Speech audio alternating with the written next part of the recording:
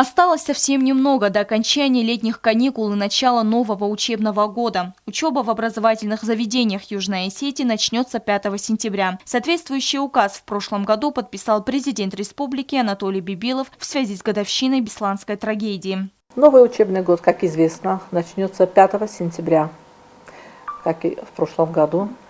5 сентября, как обычно бывало 1 сентября у нас, состоятся торжественные линейки. Первоклассники пойдут первый раз в школу. Первый раз в первый класс в этом году в Южной Осетии пойдет 701 ребенок. По сравнению с прошлым годом количество первоклассников уменьшилось, сообщила замминистра образования и науки Элиса Гаглоева. По ее словам, данные предварительные, и количество первоклассников по республике еще может увеличиться. Это еще не уточненные данные. Точные данные мы получим только 5 сентября. Но я хочу сказать, что в прошлом году количество первоклассников было больше, 771 человек составило количество первоклассников, но в этом году эта цифра будет еще уточняться. В новом учебном году произойдут некоторые изменения. Учащиеся начальных классов будут учиться по новой обновленной программе. Также, по словам Гаглоевой, на стадии завершения учебник географии на остинском языке.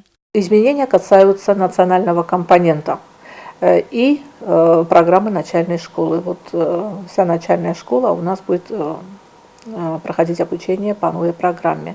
Имеется в виду первые классы пока что. А дальше готовится учебник географии на осетинском языке. Предварительно мы для учителей проведем семинары, потому что новую лексику, скажем так, не совсем новую, но учащиеся вернут в свой лексикон и известные осетинские слова, которые, может быть, они подзабыли, и они не в ходу. Это обогатит их словарный запас на родном языке. Образовательные учреждения заканчивают подготовку к новому учебному году. В зданиях нескольких школ проведен косметический ремонт, обновлены школьные библиотеки. Во всех общеобразовательных организациях проходит косметический ремонт, идет покраска, уборка и так далее. Капитальный ремонт у нас только в Кайсинском детском саду. Собственно говоря, мы успеваем завершить все работы, это никак не помешает началу учебного года.